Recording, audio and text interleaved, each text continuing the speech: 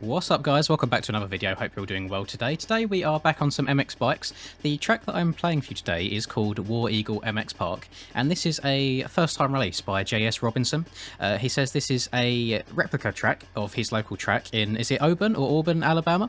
And he says he's got it close to as real life as he possibly could, and it rides pretty well on 250s and 125. So we are hopping on the old YZ125 today, on the 2022 one that is. I've not rode it yet, and I thought this was quite funny here. We've got banners with all the people that helped with the track, so I'm just going to little scroll through here. I'm sure these people will appreciate seeing their names and their faces pop up. Some people that I've never heard of before, some that I have heard of, like this rather attractive man with a mustache right here to my right. Yes, I think it's really cool that these people have been put onto the track to help in a way. What on earth is that picture? Oh my god. But yeah, this is literally my first go at this. Usually with these sorts of videos I'll do a lap or two just to see how the track flows, just really as well so I'm not riding like a complete spud as we're going around the track, but we'll see how this one goes. Straight off the bat, it gives off a very local vibe, which is exactly what it looks like he was going for, as it is this local track. It's not like a AMA replica or anything like that. Okay, that is a triple. I need to remember that for next lap. Somehow got away with landing that. But I've been neglecting a bit of bikes recently. I've branched out of a couple of different games here or there. They seem to be doing okay. Obviously Sim's doing really well at the moment, which I'm glad with. I just thought I'd try some other games for the time being. I did just want to say that I feel like the ruts are quite difficult to see on the inside. That's just the first thing I've noticed off the bat. It doesn't seem like the longest track in the world looking at the track map, but that obviously makes sense as well, being a local thing. I mean, if we had replicas of the tracks I grew up racing, they'd probably take like a minute, or like less than a minute maybe each on this game. I mean, in real life it's a completely different story when you're riding around on like a 65 or an 85 for example, but big bikes, definitely not the case. And I can see why in the post he mentioned that this wasn't really a good track for 450s. I mean, I'm over jumping quite a few things here just on the 125, so I can imagine a 450 on this track is just complete overkill, just not needed. But so far I'm quite enjoying the feel of it, the flow of it. It feels, I think I've said this in a few videos actually, if you can hop on a track and it just feels quite intuitive to ride, like you don't find yourself overshooting a bunch of corners or over jumping and under jumping things, then I feel like that's quite a good idea. Which jump? Oh, it's this jump, isn't it? I think I've got stretch. I can't remember which one. It's just sender. Oh no, it's the next one. Okay, I'll check up this lap. We'll sender for the next lap. Try and get this triple here. Yeah, I feel like it's quite intuitive when you hop on a track, and yeah, for the most part, you're hitting the lines as you're meant to first time round. I really like that. You haven't got to sit down and burn a ton of laps just like over and over and over again just to try and get a flow going. I mean, I'm only on the YZ125 right now, which obviously is not the fastest bike there is out there. If you want to ride a faster one, just hop on the KTM or the Husky, for example. But that being said, it's still an okay bike. It definitely handles quite well, but then I think that's because you're actually not going fast enough for it to handle poorly. Similar situation to, well, obviously where I've been playing with Charlie recently. He's just picked up the game, he's trying to get good at it. He hopped on the Suzuki 250 the other day, and he was like, "Oh, I feel really good on this. I feel quite stable, and it turns well." And I was like, "Well, yeah, that's because one, it is a little bit heavier, so it stays a bit more planted in the corners, and two, it's just so slow." That's the other thing as well, is if you've got that less power, you're not going to be getting whiskey as much, because he's usually riding either the KTM 250 or the KX 250 for the time being. So it was a bit of a change up from those beasts. As I'm pretty sure the AX is probably the fastest 250. I know a lot of people use the Honda at the moment, but I think that's purely on a handling basis. I think it's only just behind the KX in terms of speed, but handles a hell of a lot better. Don't get as much front end tuck. Sender this time. At the brake. Oh, we just got over it, and I came up a little bit short on the jump before that, so that limited my run up. So maybe next time round we'll get it properly. Let me hop in third person as well. I love seeing this kit from third person. I love the gold on it. I think it looks so good. I always try and match my bikes a little bit with the gear that I'm using, and I just didn't have like a darkish blue and black one. I got a blue and a white one, which just didn't go quite well. And I suppose any chance to show off the gold gear, I'm more than happy to do so. I mean, this today, this is probably like my favourite gear set, gear collection, favourite gear that I've ever had made for me. So massive shout out to Stone Rider there. Oh, can you hang on? I think I've found a line, boys. I'm sure you all just saw what I just saw. Please stop rolling. Let me turn around. I wonder if you can jump over that and make it like just step onto the top of the table from the corner. Let me try that out real quick. I'm probably going to fail this miserably, and I guarantee this is probably quite an easy line on a 250 to be fair, but we'll try it on the 125. Oh, not quite got enough beans, not quite getting over that, but yeah, 100% 250 line, that's doable. But on the old YZ125, she do be lacking a bit. I feel like I'm a little bit... I love these bikes so much, and I'm a bit biased because I've got one in real life, but it's... What year is it? I think it's like a 2008 or something, so she's basically a dinosaur at this point, but it's still such a bulletproof bike. You know, any time that I go and do an enduro in real life and I'm riding for like 3 hours straight, I'll instantly go and hop on the two-stroke.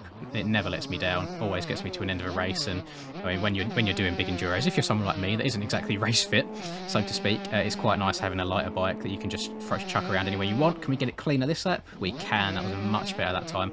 And I'm not sure. I downloaded a bunch of team packs the other day for round 3 of the Aerial Supercross Championship, and I'm not sure what team has it, but I've got some neck braces. I'm not even sure if I'm meant to be wearing the neck braces as a protection, but I just thought they were really cool. It's the Atlas brace, and like I said, I have no idea what team pack it was in, but I might just start repping this, start running it. I mean, it looks quite cool. It matches a lot of my kits. There's a whole bunch of different colourways I've got.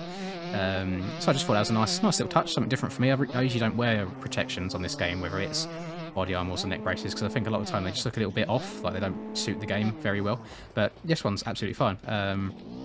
If there is I don't know if there is a public release for these. I mean, there must be if it's in one of the team packs, unless it's like a paid-for model, for example. But definitely go and see if you can find a download link to this Atlas brace. It's very, very nice. I feel like there'll probably be a comment at some point saying, where did you get it, before people get to this point in the video. I always urge people, if you're asking questions in the comments, or please watch the end of the video, because 9 times out of 10 the question gets answered. But to be fair, there's usually quite a lot of helpful people down in my comments, which I'm very, very glad, very happy about, very glad for. I've been a little bit limited the last 2 weeks or so as far as amount of time I can spend kind of like commenting and such on the YouTube videos, because I'm so stretched for time recently. There's been not job openings, but basically at work we got this like hierarchy of different roles and such, and my team leaders just announced that they'll be leaving towards the end of February, and I was like, okay, I'll put my name in the hat, and you never know, like best case scenario, might get a promotion out of it and see how it goes. So the last 2 weeks or so I've really kind of put my head down to try and work as hard as possible, just to show that it is something that I'd be capable of doing. And of course that means obviously I've been doing like overtime, and I've been working till maybe like from 9 in the morning until 7 PM, and then I've got to have dinner, like shower, make a video, upload the video, all that good stuff, edit the video each day. So yeah, quite limited on time at the moment, but still no intention of stopping anytime soon. Still really, really enjoying it.